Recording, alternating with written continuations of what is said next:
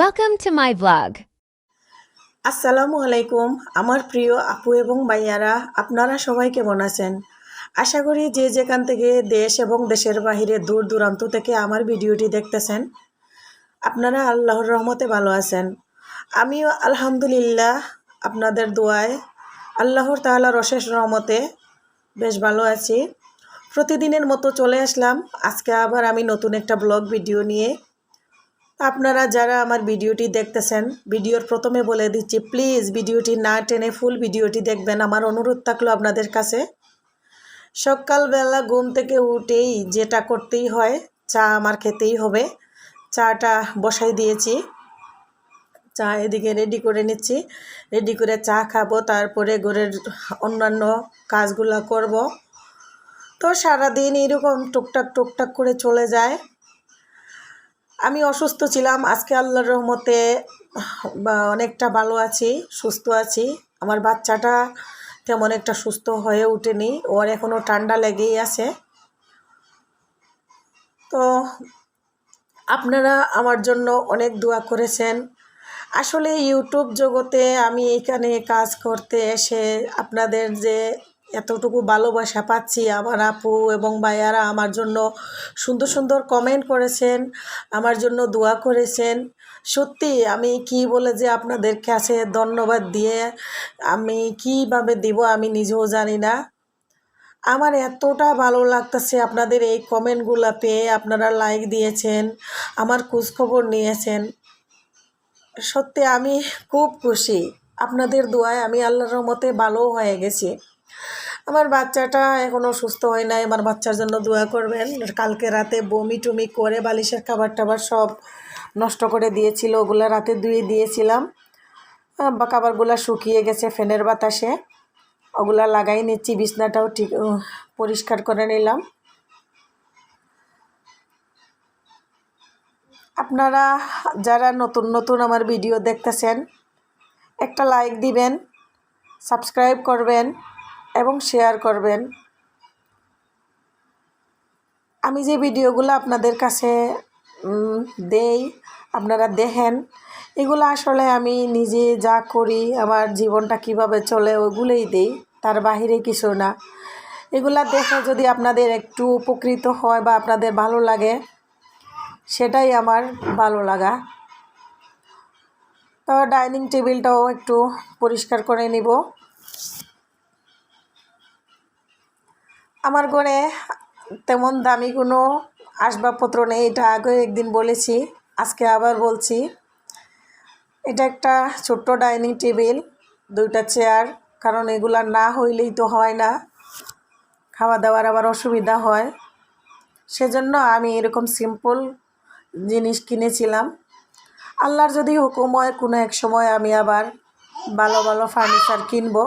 আপনারা যদি আমার পাশে থাকেন আর আমার মনের আশা পুরা হয়, অনেক আশা নিয়েই ইউটিউবে আসছি, তো আপনাদের ভালোবাসা পাচ্ছি, তাতেই আমি অনেকটা খুশি। সারাদিন এইরকম করে টুকটাক করে কাজ করতে হয়, সংসার জীবনটাই তো এরকম। আপনারা যারাই আমার ভিডিও দেখেন, যে আপুরা ব্লগ ভিডিও বানান, আপনাদের ভিডিওতেও দেখি আপনারাও এরকম কাজ করেন।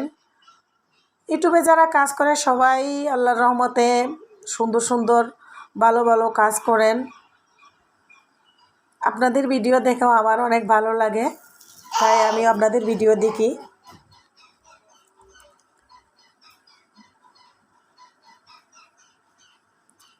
আমি যে ঝাড়ুটা দিয়ে ঝাড়ু দিচ্ছি, এই ঝাড়ুটা সিলেট থেকে আমার একটা খালাতো বোন বানাই নিয়ে আসছিল, অনেকগুলা ঝাড়ু নিয়ে আসছিল, তারপরে বিক্রি করে দিয়েছে প্রায় 10টা না না সরি 25টা না 26টা ঝাড়ু নিয়ে আসছিল। 26টা, একটা আমার জন্য দিয়ে গেছে, আর 25টা বিক্রি করে দিয়েছে। হাতের বানানো ঝাড়ু, এগুলো খুবই সুন্দর, এগুলো দিয়ে ঝাড়ু দিতে খুবই ভালো লাগে। তা ওই সব কাজ শেষ করে চলে আসলাম কিচেনে।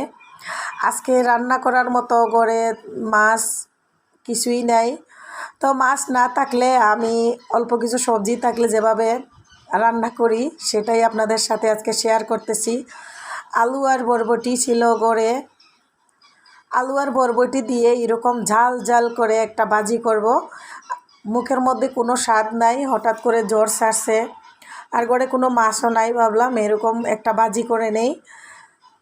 আর ডাল ভুনা করব, বেগুন ভাজি করব, 2-3টা চাপিলা মাছ আছে ওগুলা ভাজি করব। তা আমি যেভাবে ভাজিটা করছি সত্যি খুবই মজা হয়েছিল, ঝাল ঝাল করে করছি। আপনারাও এরকম করে ট্রাই করে দেখবেন, যদি করে কিছু না থাকে আর এরকম সবজি থাকে ভাজি করবেন, ভালোই লাগবে। আর এরকম করে ডাল ভুনা করবেন, আমি যেরকম করে ডাল ভুনা করছি। বক বক বক বক তো করতেছি, বক বক করার মধ্যে তো কথা সুন্দর করে তো বলতেও পারি না, মুখের মধ্যেই বেজে যায়। একা একা কথা বলার আসলে অভ্যাস তো আগের থেকেই নেই, হঠাৎ করে বক বক করি, একটু পেস্ট লাগে, এগুলো আপনারা কমার দৃষ্টিতে দেখবেন।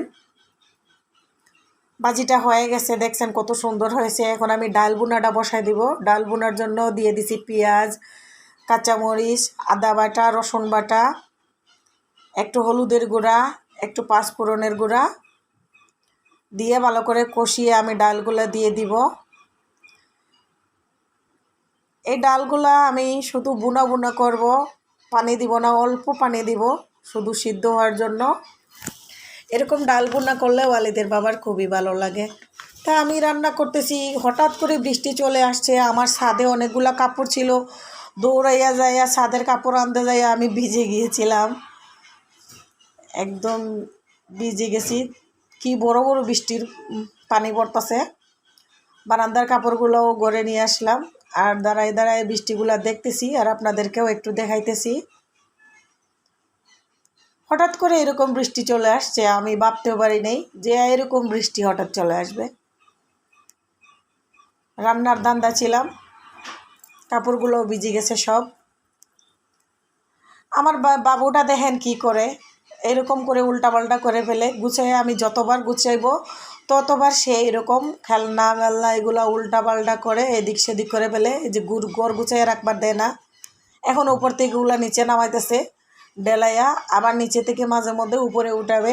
এইটা হলো আর কাজ। চলে আসছি কিচেনে আসি দেখি একবারে বৃষ্টির পানি পাকের ঘরে ঢুকে পড়তেছে। জানালার গ্লাসটা লাগাই নিলাম। আমার ডাল বোনাটাও মোটামুটি ফুটে গেছে, ডালগুলা সিদ্ধ হয়ে গেছে। দিয়ে দিব লবণ। আগে লবণ দিছিলাম না, এখন লবণ দিয়ে দিচ্ছি। আগে যদি লবণ দিতাম তাহলে ডালগুলা একবারে বেশি নরম হয়ে যেত। ডাল বোনা হয়ে গেছে, করে নিচ্ছি এদিকে বেগুন ভাজি। আজকে শুধু ভাজি, শুকনা খাবার খাবো আজকে সারাদিন। কিছুই ভালো লাগতেছে না, কোনো কিছুই খাইতে মন চায় না। 3টা মাছ ভাজি করে নিয়েছি সাথে। Subscribe now.